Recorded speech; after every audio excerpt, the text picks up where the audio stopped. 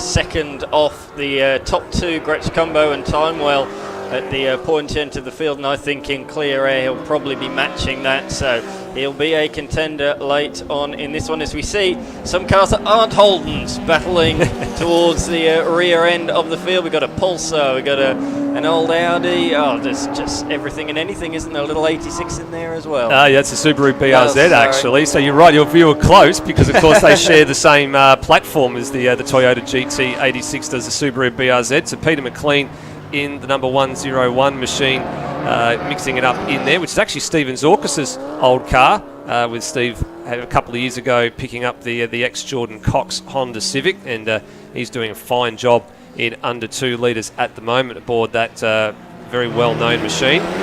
Looks like he didn't take the start of this one though. Yeah, I'm looking to see, he's right down the order, so 19th in the running order there, and out of commission. Now, the car on the left, on the centre of your shot there, is actually visiting from New South Wales, the number 78 of Mark Tutton, which the livery on this car would be familiar to many viewers of years gone by, with Australian Touring Car Championship and what is now formerly V8 Supercars, and now just Supercars in general. The very, very famous liveries from back in the 90s. Yeah, of course, 1990 livery with Wim Percy and Alan Grice, with those very familiar HRT colours coming to in the early stages here. Layman may even have pipped Gretsch Combo, won't ever know, because he missed the second round, but if he didn't, could have been a different story, even further potentially up the championship, but as we say, finished 4th, just behind our current race leader, Gretsch Combo. Just looking at Timewell, as we say, he's gaining on our race leader, just a couple of tenths a lap at the moment, but of course has that 5-second penalty. At the moment, that'll drop him. In fact, it won't, as I look now. No, it's just ticked over now on that previous lap to 6 seconds the margin. So he will stay where he is if it stays the way it is. The thing with those time penalties is if there's a late race safety car, it almost slaughters you. That's right. So that's the last thing that he wants to see right now, is the safety car having to be put out, because essentially that margin he's got over Ian McLennan in 3rd place will be completely erased. So he won't have anything left to fight. He'll basically be well and truly outside the top 10. If it ended under safety car, it would be an absolute disaster for Danny Timewell. So for him, fingers crossed, and for his crew, fingers crossed that it doesn't happen. So Peter McLean has managed to get past Nathan Agar here in the with 2 laps to run from what we've been told. Here is Wayne Decker on the 888 Home Loans replay.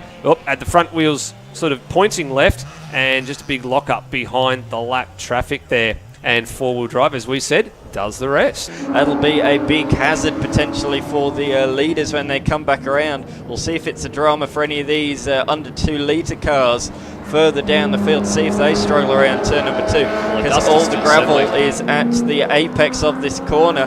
Let's have a look. Yeah, it's all brown around there, but no, we've got through unscathed, which is good. So maybe not as much as a mess as I first thought. I remember the Super 2 race here late last year. I remember all the cars finishing up in the wall. I don't know if you yes, recall I remember that one. And that was because of some dirt and stuff put on the road. This morning, that was actually his former road-going car that he's actually converted into a race car, purely just by meeting people at track days that are part of the improved production fold and getting a feel for the category. He decided, you know what, I'll get a new car and I'll just convert this one over. Factory 6-litre Holden V8 with a factory box in it and a few go-faster bits on it, and he's gone racing and having a very successful debut weekend. How good's that? And obviously, as well, it would probably mean more to you, the fact that you've done that yourself. It's your own car that you've converted into a race car. I think that's that'd be quite special to be driving that around this weekend, that's for sure. It would be, but I guess on the opposite side of the equation, he's going to kill me for this, but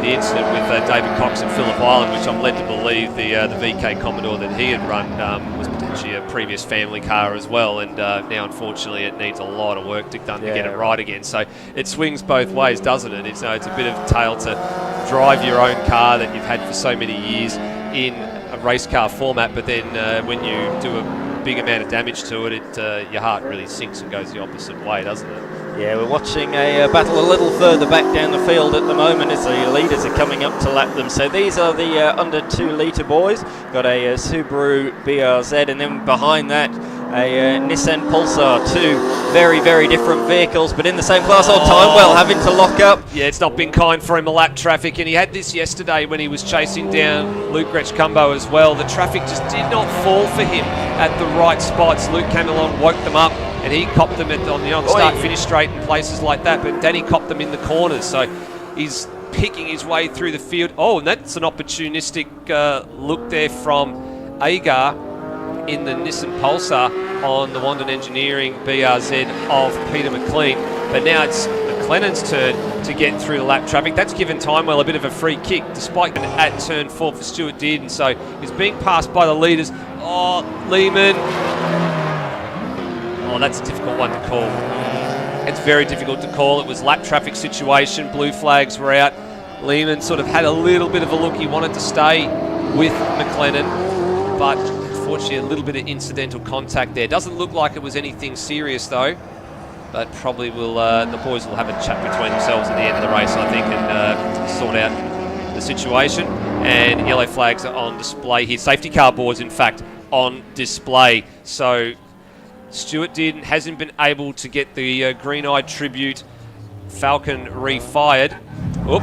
And a little bit of late checking up there, and good instructions from the officiating crew just to say, go wide, go wide. Indeed it is, yeah. It's what you got to improve production this weekend, but there's been some fantastic scraps all the way up and down the field. And here's another one of them. This was taking place in race number 2 earlier between Peter McLean in the BRZ and then Nathan Agar in the Pulsar. And look who they're behind, the same car they were behind earlier in the day.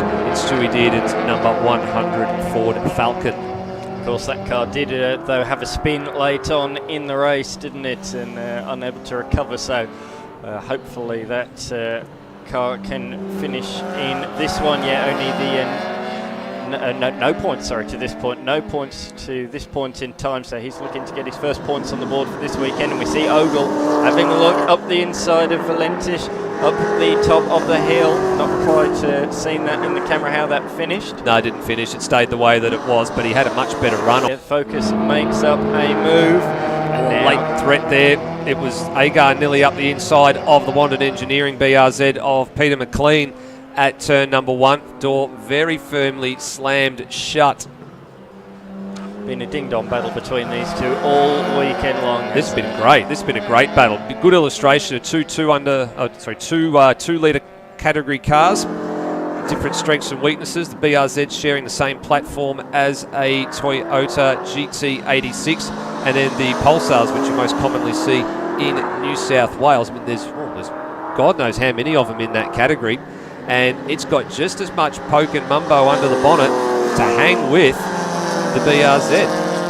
Agar had a bit of a look there at the top of the hill, but to no avail, and lost a little bit of run down the hill as a result. So that's one of the things, particularly in a class like this, you can really see if you make a sort of half move, because of the power, you just lose so much drive out the corner and onto the next straight. And there again, seeing a bit of a half move, and that will affect his run through the chicane and onto the back straight as a result. So yeah, and you see that in supercars a lot. If you make a half move, you ruin the next few corners. The flow's all gone. Yeah, we've seen that in a number of categories as well. If you come off the slow corners and you get the exit all wrong, or you go in a bit too hot, you understeer through the corner, you end up in a bad situation. There's been a change. At least, fingers crossed, if he can finish anyway, he will get some good solid points in the bag in round number 1 and move on to Winton. That's the important piece of the puzzle here. Now the race leader's going to come across this ding-dong battle for what is currently 13th and 14th down the hill here. He's had some bad luck with the lap traffic all weekend long, Danny Timewell. Always seems to come across it at the wrong moment. This one looks like it might not be too bad for him. Up the little short chute between turn 9 through the kink at turn 10. And then onto turn 11 and 12. Oh, an opportunistic pass there, was there, from Nathan Agar in the back of shot on Peter McLean. There was. Wow. So took the race leader to wake up Peter McLean, create the little hole, and Agar says, thank you very much. You often see, don't you, that there's lead changes when people come up to back markers. It's not too often you see it the other way around, that the back markers take advantage and make position when the leaders are coming by. So that was really good racecraft.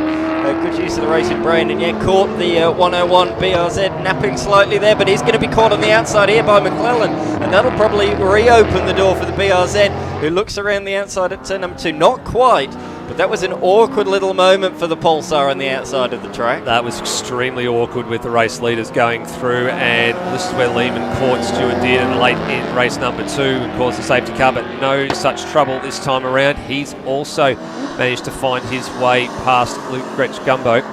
This man, Monday afternoon.